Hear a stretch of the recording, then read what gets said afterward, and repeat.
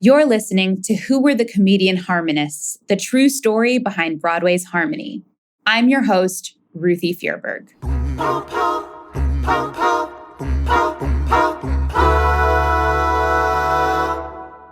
He wanted to become one of those people that performed in the cabaret scene because they seemed so worldly and so knowledgeable and so grounded and like they had all the answers. He was lucky enough to become a part of the cabaret scene and play for it. But that after a while, he realized that none of those people actually had the answers that he had thought they would have. It was just another lesson that he learned in terms of finding where he wanted his place to be.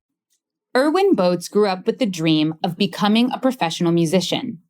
As actor Blake Roman just told us, Erwin idolized cabaret performers, and while he found work in the cabaret scene, he still found himself wanting. He eventually found his place as the pianist for the Comedian Harmonists. Blake played Erwin Bootz, or as his character was named, Chopin, in Broadway's Harmony. What do you know about the real Erwin Bootz? What I know about the real Erwin Bootz is that he was born on June 30th, Cancer Sun, so he's definitely up in his feels most of the time.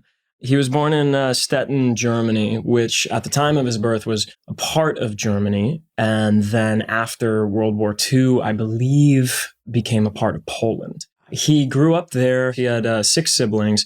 His parents owned a music store. Big family, yeah. His dad, I think his name was August. He would go around town on a motorcycle with gramophones strapped to the back and would sell them to people. And that was kind of the environment that he grew up in. I feel like, you know, your parents own a music store. Music is just intrinsically part of the fabric of your life.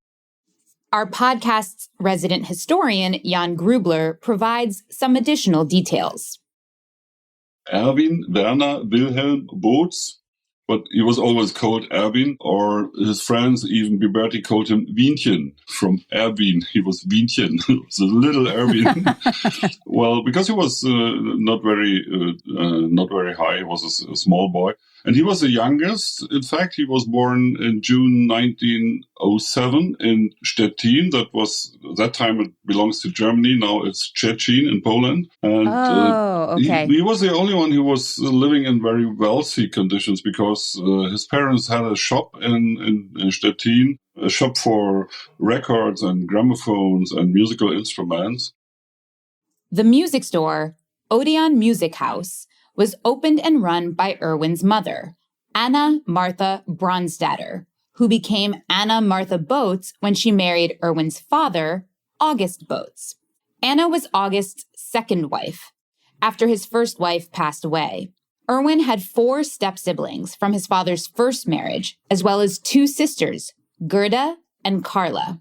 The family lived above the music shop. Surrounded by melody, it's said that Erwin began playing piano at age 4. He was self-taught for many years. He spent a lot of time in the shop of his parents, and because he was interested in listening to the records, every new record he wanted to hear, and he was especially interested in classical music. He was trying to imitate the very famous artists and piano players himself. Yes. Do you know that in the musical, they call Bootz Chopin as his nickname because he was a fan of the classical composers? Yes, that's right.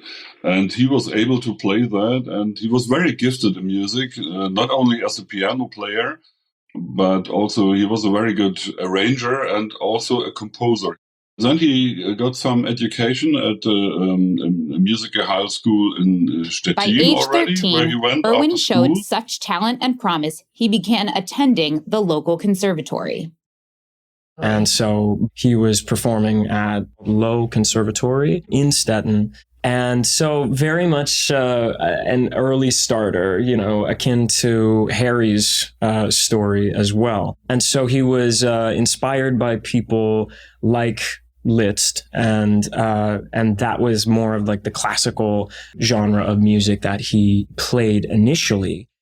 In the early 1920s, he also went to Berlin to study music at the music high school in Berlin. So he met Colleen at the music high school, is that right? Yes, they knew each other from that high school. What Jan calls high school isn't actually what Americans would call high school. It's not grades 9 through 12. No, the school that Erwin Bootz and Eric Colleen attended was the Hochschule für Musik, or University of Music, in Berlin, which Erwin attended after graduating what we know as high school. Erwin and Eric began their studies at the music school in 1924. Erwin was 17 years old. From 1924 to 1928, he studied piano, singing, and composition. And Eric wasn't the only future comedian harmonist Erwin encountered as a young man in Berlin. Did he also know other members of the group from the high school? Yes, he was already a friend with Leshnikov. They knew each other from music events and from the students' hostel where Bootz lived. And one day, Leshnikov came to Bootz and said, "Oh, I'm starting with a new group, and we need a piano player. You have to come with me now to the rehearsal." And Bootz wasn't aware what will happen, but he went with him, and so he became a member of the Comedian Harmonists as a piano player. So I heard that they knew each other from school, and they also knew each other from the restaurant where you said that Leshnikov would sing Bulgarian songs because Bootz played piano at the restaurant. Is that right? That too. And Bootz was very interested in any kind of culture, and Berlin was full of culture, of stages and cabarets at that time. And he took it like a sponge. Obviously, he had amassed like a good foundation of technical knowledge at this point. So that was all supplementing him in his decision to just then start listening to music and mimicking what he heard. So there was a creative element that started to kind of blossom in his mind when he did that. After Ari introduced him to the group, Erwin joined the Comedian Harmonists in May of 1928. He was just shy of 21 years old. In harmony, Erwin Bootz certainly comes off as a cultural renegade, and as Blake played him, very suave and free. In the musical, the Comedian Harmonists recruit him from playing in brothels. In reality, there's no evidence of that, though it's true that Erwin frequented the underground music scene of Berlin. He did become quite obsessed with the cabaret scene. Yes. And specifically with the psychology of it or the social element of the cabaret scenes. What do you mean by that? He wanted to become one of those people that performed in the cabaret scene because they seemed so worldly and so knowledgeable and so grounded and like they had all the answers, which, you know, coming from a pretty well-to-do family, being in a conservatory, setting, playing classical music for such a good portion of his life, I feel like he was definitely wanting to lean more toward that, like that freedom, rugged, that bohemian, liberated element to the art that he wanted to dive into. Funnily enough, I think there's a quote from the biographical, like the book. The Friedman book. Friedman book, thank you. That he says how he was obsessed with it and that he was lucky enough to become a part of the cabaret scene and play for it. But that after a while, he realized that none of those people actually had the answers that he had thought they would have. Foiled again. No meaning of life answers. Meaning found. But, I think that is less an indictment of people in the cabaret scene and more just an intrinsic lesson in terms of life. You put anybody on a pedestal that large, they're going to disappoint you. Yeah. But I think it was just another lesson that he learned in terms of finding where he wanted his place to be. As of 1928, that place was with the Comedian Harmonists. In harmony, Erwin plays piano and sings as part of a 6-part close harmony group. In actuality, Erwin played piano for the ensemble, but didn't sing much. They were primarily a 5-part harmony group. In the first years, there was Theodor Steiner playing the piano, but of course, Bootz was much better. And he could play. It was necessary to play not as a soloist, but to play in the background with very easy hands. And he was gifted in doing that. He was, as you said, also their arranger. Yeah. Did he arrange things only in the classical style, or did he do other types of arrangements for them as well? No, he did all the songs. In the first row, he had to arrange with Harry Frommermann because Harry made the arrangements before. And then he took over this part. Sometimes there was some struggle how to arrange a certain song, but they appeared not only with classical songs, but even with actual songs, with popular songs of that time, and with classical folk songs from Germany. And mostly then it was a part of Bootz to arrange them. Right, so they shared that responsibility. Yeah. In addition to being the arranger, he was credited as the musical director. How is that different from the arranger? What did that mean he was in charge of? Well, there was always the question which songs we could choose, which songs we will sing. But they did it. They did these decisions mostly together. But Bootz knew a lot about music, and he could recommend songs which are able to be sung by the group. And did he also lead rehearsals for them and create the balance of their sound? Yeah, that was also a part of Bootz. He later describes that in the first time they had to learn to hear to each other and to take back their own voice and to brass at the same time and such things.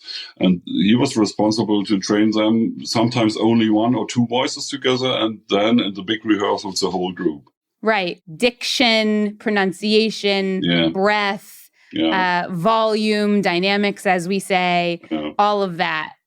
We have to consider that they sang on stage without of technical support, and that's why it was hard to do that job, so that the audience can hear the whole group and the full sound. That not one voice is higher than the other or louder than the other. I think that was not easy in the first time. Heaven knows what hope they hold tonight.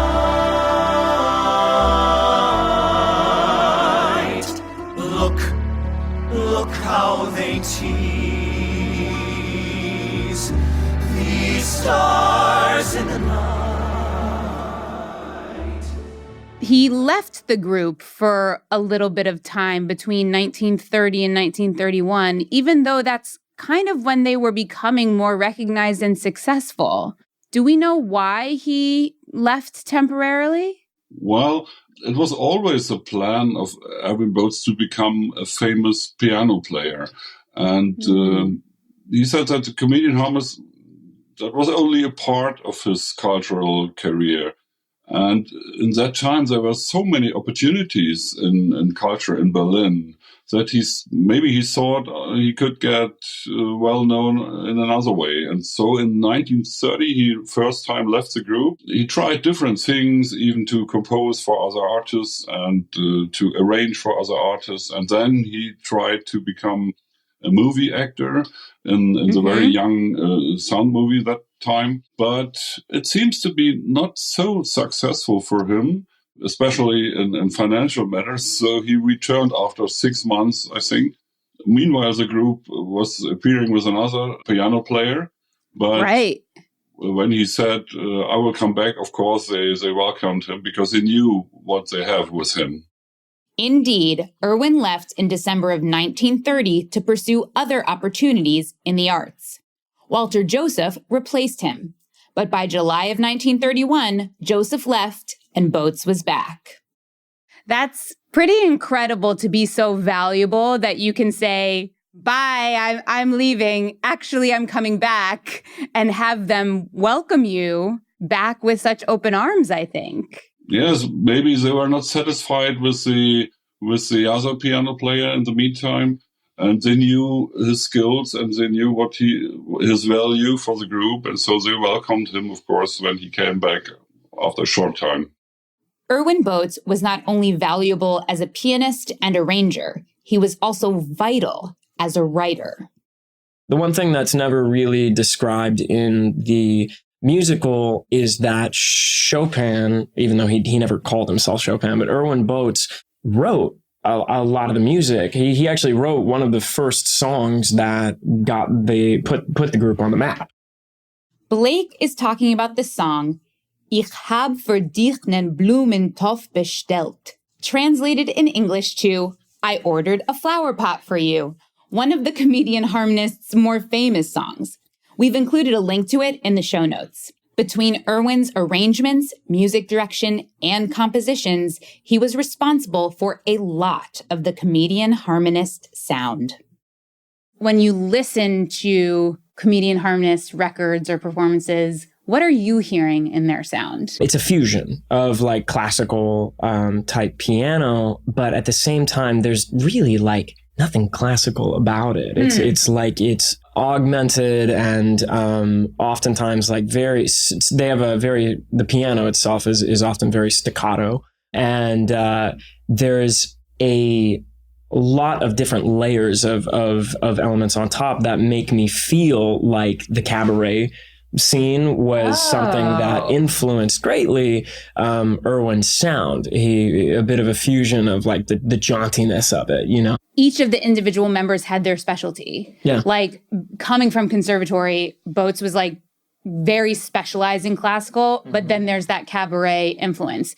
That Roman was also very classical because he had training to be an opera singer. But then you have like that Bulgarian influence and the folk songs, and you have some jazz in there.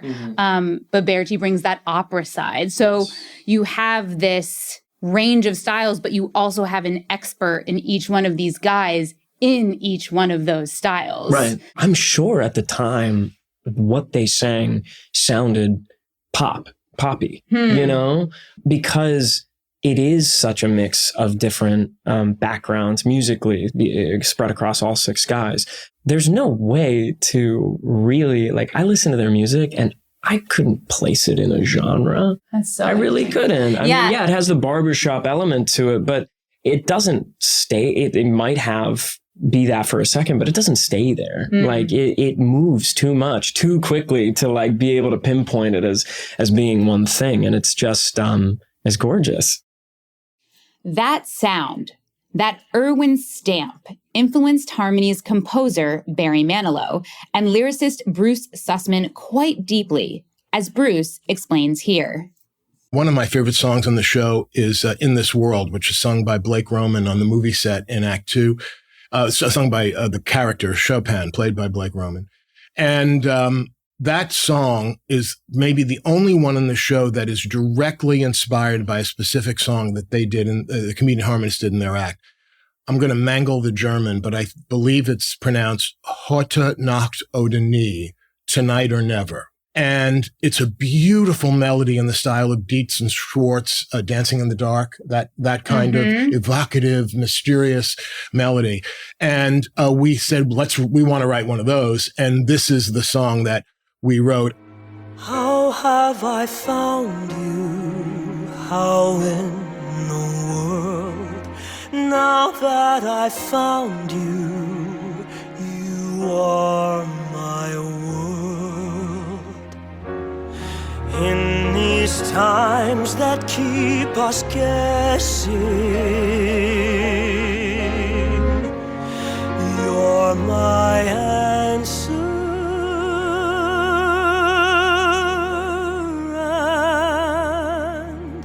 and my blessing.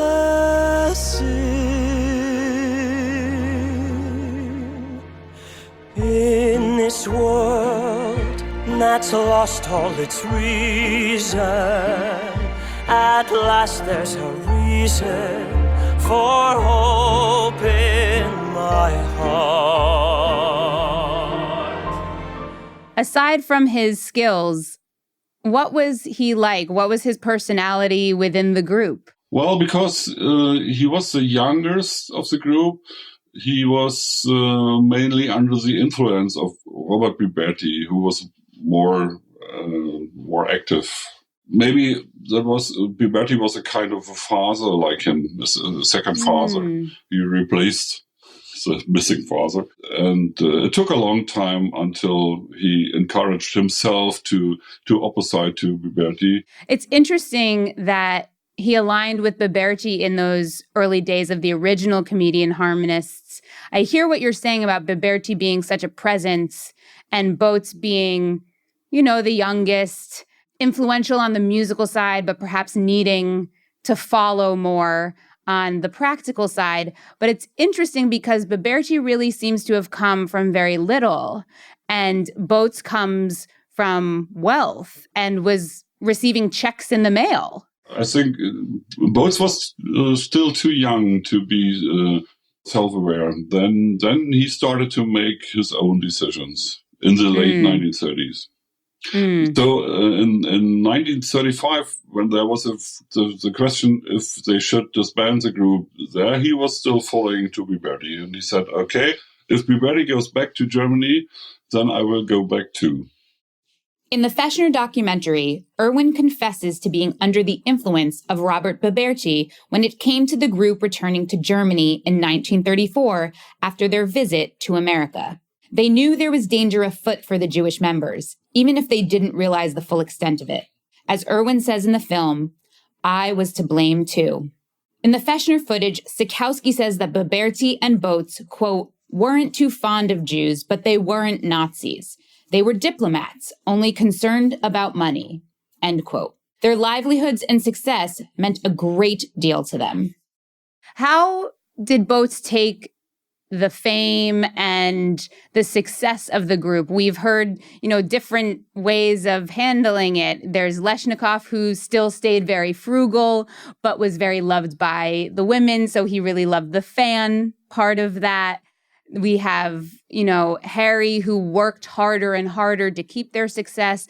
What was Bootz like during the height of the Comedian Harmonists? Well, I think, of course, he enjoyed the fame and to be on stage and to see the enthusiastic audience, and he enjoyed life. Yeah. So he went to nightclubs and to theater plays and concerts, and he still enjoyed the cultural life in Berlin. And he was a little bit of an easy bird, I would say. Yeah, easygoing. Easygoing. Yes, he was carefree. Part of that had to do with his upbringing and his mother. The group itself had a fine system. Yes. That they would fine each other for being late to rehearsals. Right, to try and make sure this was a group of not only musical discipline, but logistical discipline, or maybe that would filter into the musical discipline. Yeah. Yes.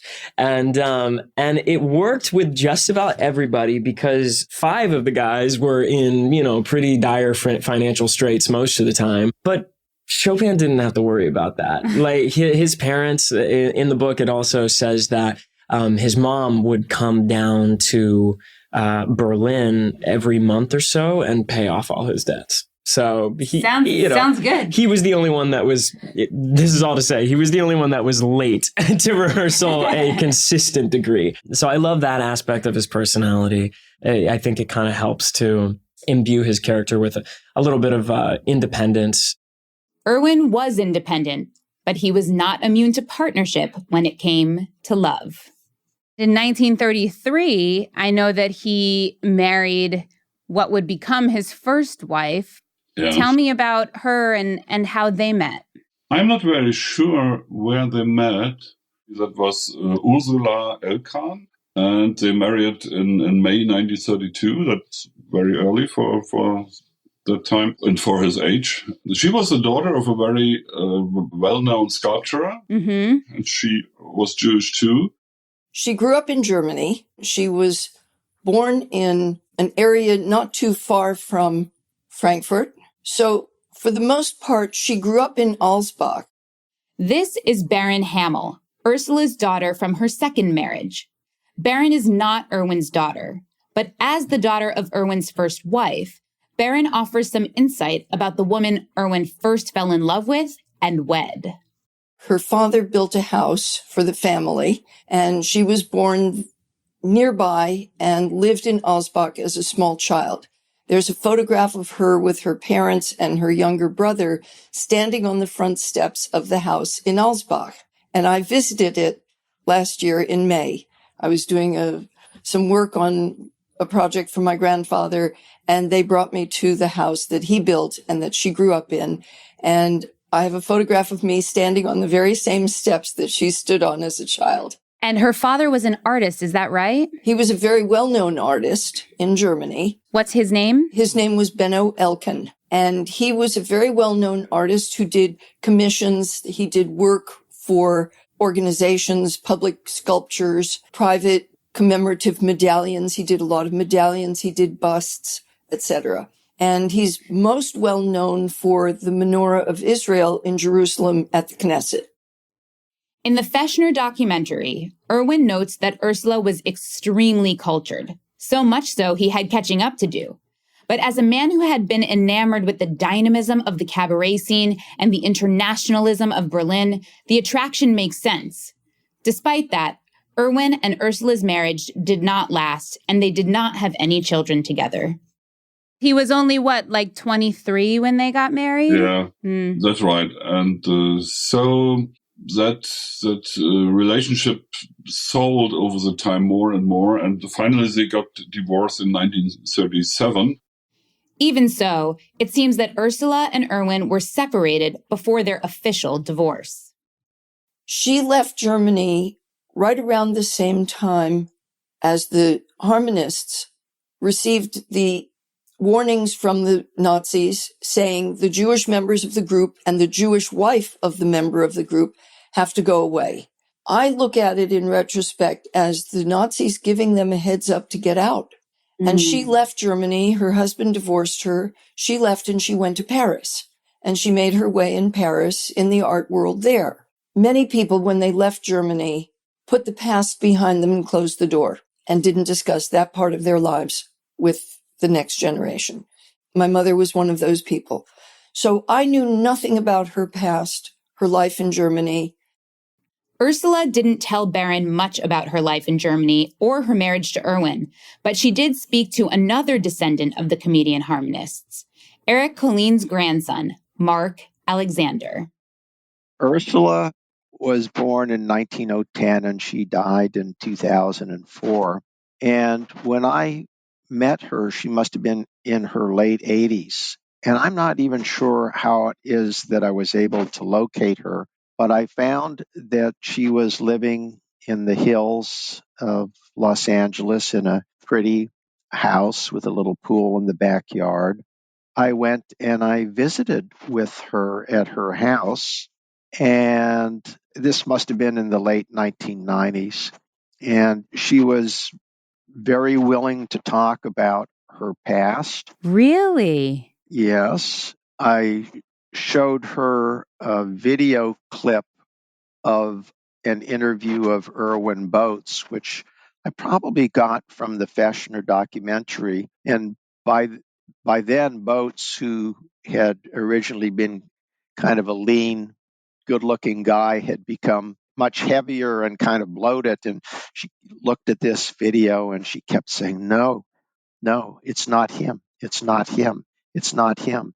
And I think she was suffering some real cognitive dissonance associating the person that she had known in the 1930s with this person on the screen. What did she share with? She shared the sense of excitement of meeting the Comedian Harmonists and participating in this exciting life. And she thought that Bootz was a very amusing personality, but she also had some criticism. She said he was extremely lazy. And the example that she gave was this. She said if they ended up waiting in front of a train station to go to the front of the train station, he would hire a cab to take them around the circle to the front of the station rather than walk. It's very funny. It's funny that that's what she remembered after all of these years. And the other thing that she said that I thought was really interesting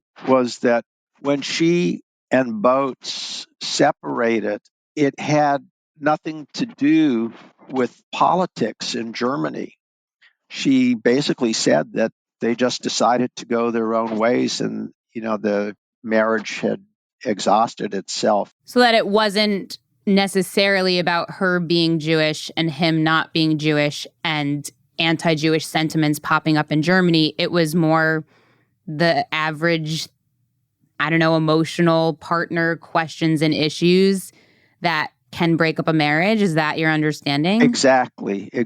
That's what she conveyed. And I think she said, Boatz didn't care about these things. He didn't care about politics. He didn't care about religion. So, yeah, I think that's interesting. We tend to ascribe everything, that we see in drama to bigger events that are occurring around us. But according to her, no, it was, just personal chemistry.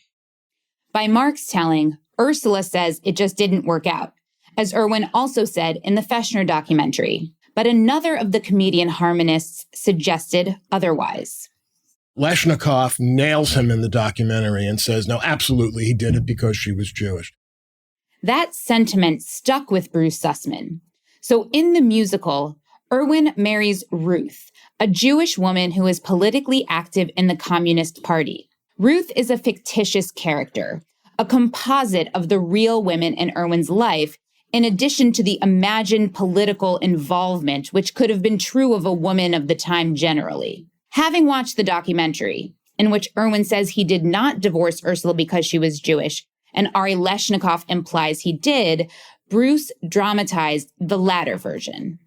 When I was looking particularly at the Chopin story, I said, okay, a Jewish wife that he separates from when things get hot out in the world outside of him. He denies that it was because of that. But, I knew that she had survived and emigrated. And then I remembered something Chada told me, that wasn't the only Jewish woman that Erwin Bootz had hooked up with. And that there was another woman, I believe he said her name was Leah Kahn, Kahn, and that she did perish. So when I had that thought and the thought about being haunted by someone with whom you were intimate who perished and what your responsibility might have been with that, I said, okay, I think I need to have a composite character to represent that, and also to bring that into the play, bring the ultimate sacrifice into the play. The Friedman biography doesn't mention Leah Kahn, nor does the Fechner documentary.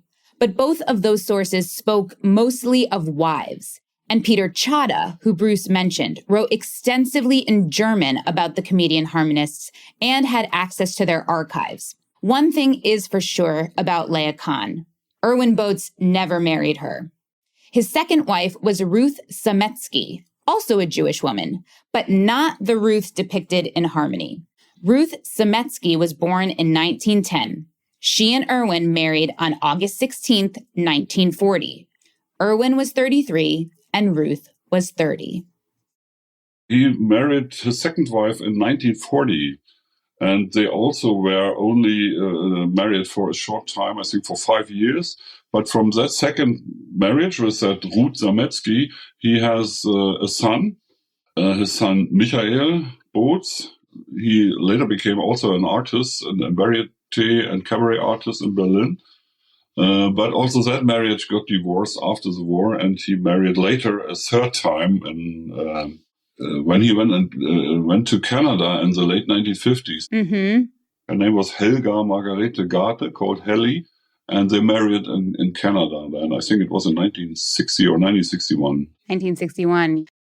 But let's rewind a moment. He rejoins the group in 1931. The group travels to the U.S. in 1934, and they decide to go back to Germany in 1935. He is one of the 3 non-Jewish members that gets approved for membership into the RMK. He joins the Meister Sextet that Biberti forms. Yes. And of course, he was then also the piano player and did some more arrangements. But he said about himself that he always has been a little bit lazy. So they used also other arrangers then as Meistersextett. But he still leaded the rehearsals until he left the group in 1939 because of some struggle with Biberti. Both also saw what happens with the other members, and they were promised to get equal members, and Biberti didn't fulfill this promise.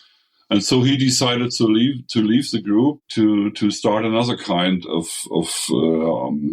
artistic work in Berlin. Does it surprise you that he joined the Meistersextett to begin with? Because he always had these solo options, musical director options, but yet he does join the Meistersextett when Biberti first forms it. Yeah. And maybe he that time thought that they could proceed the successful work with a new group, with another name, to earn money, of course. And that time he was still a good friend with Biberti, and that developed slowly over the next years that they became, I wouldn't say enemies, but they were often in some struggle. What happens after 1939, after he finally leaves that German group? Well, Bootz was very, very close to many artists in Berlin. He knew a lot of theater directors and composers and other artists. And so he took over a job at Kabarett der Komiker, the cabaret of comedians in Berlin. That was a very well-known, a very famous stage. And he became a kind of the musical director. He was a piano player. He was a leader of a little orchestra. And he also wrote little revues where he even wrote the lyrics. And he appeared on stage in little sketches.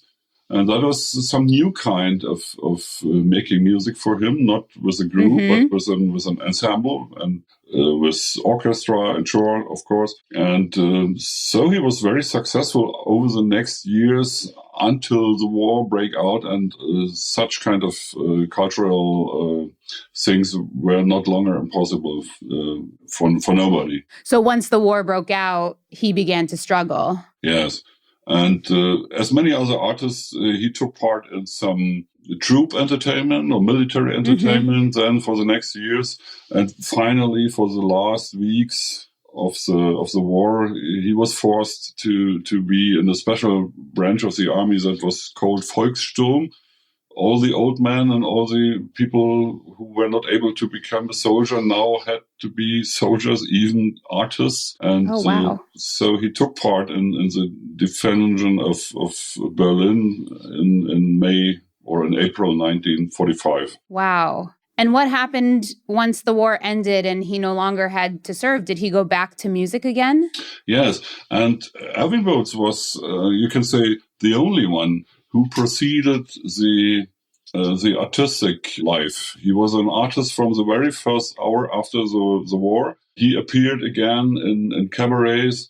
We have to see that all the stages and theaters have been destroyed. And they started in little halls with small audience, and it was cold and nobody had enough to eat. But they started with culture and with cabaret.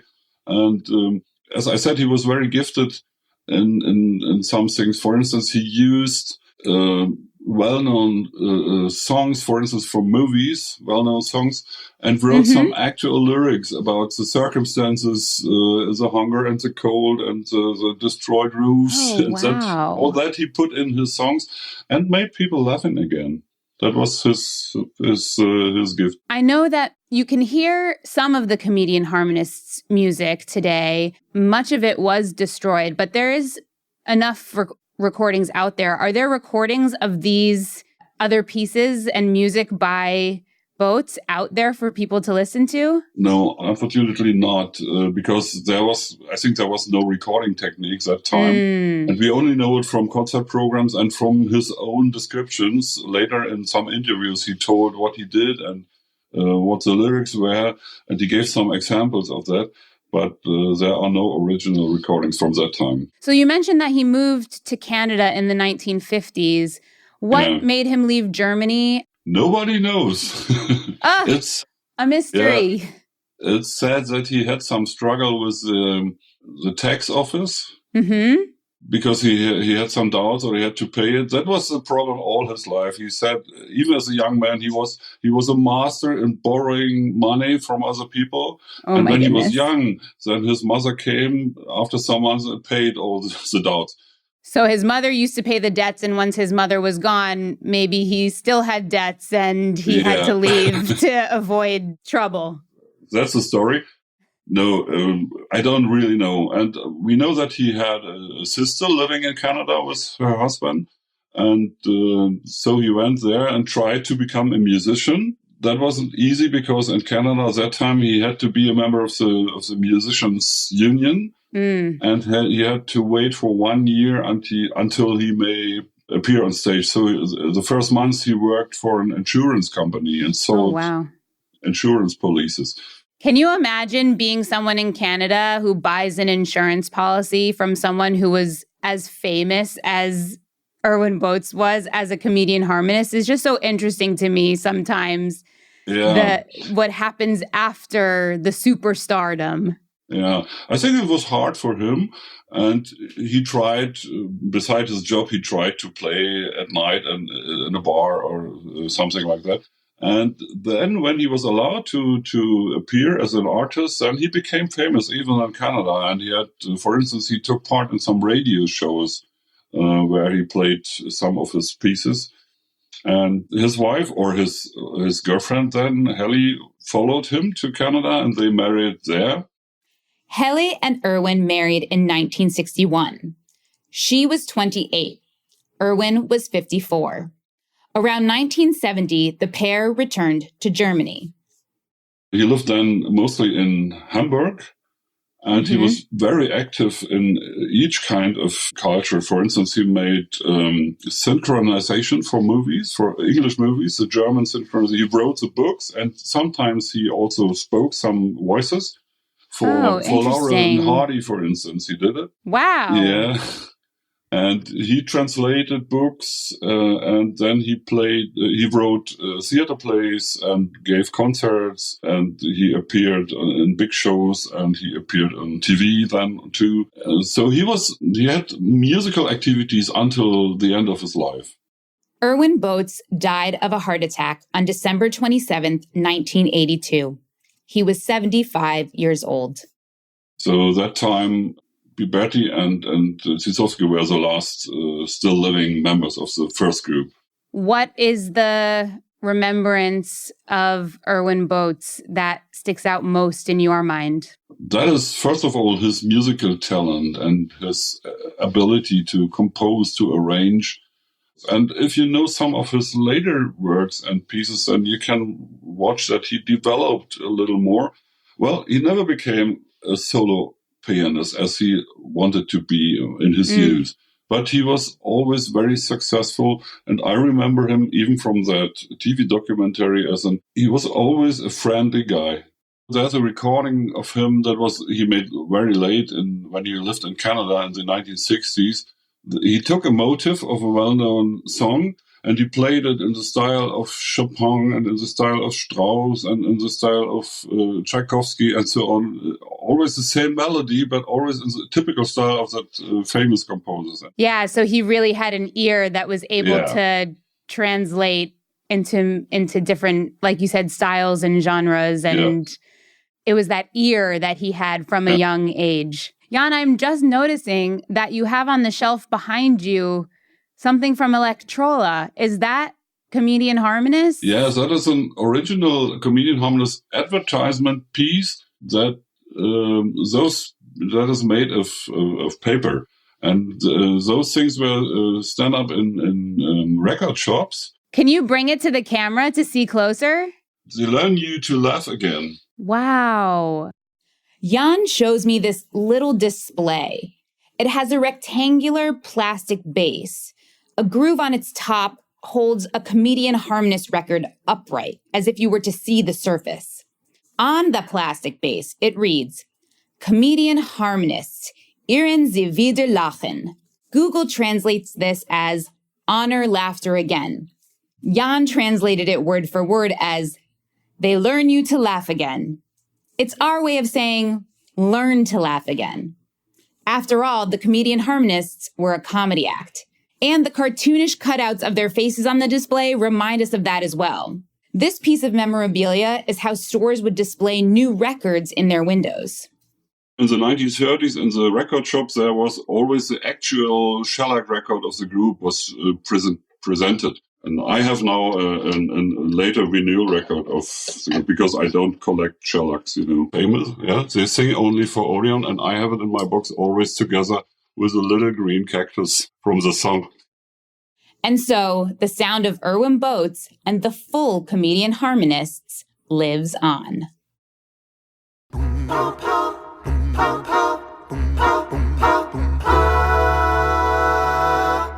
Who Were the Comedian Harmonists? The True Story Behind Broadway's Harmony is produced by Harmony, a New Musical, and Broadway News, the home for digital journalism on Broadway. I'm your host, Ruthie Fierberg. Thank you so much for listening.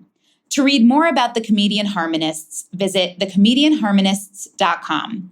For more information about the musical Harmony, visit harmonyanewmusical.com. And of course, to learn more about all of the happenings on Broadway, visit broadwaynews.com. If you're fascinated by what you've heard so far on this podcast, please share the Comedian Harmonists story on social media and tag @Harmony, a New Musical and @Broadway News.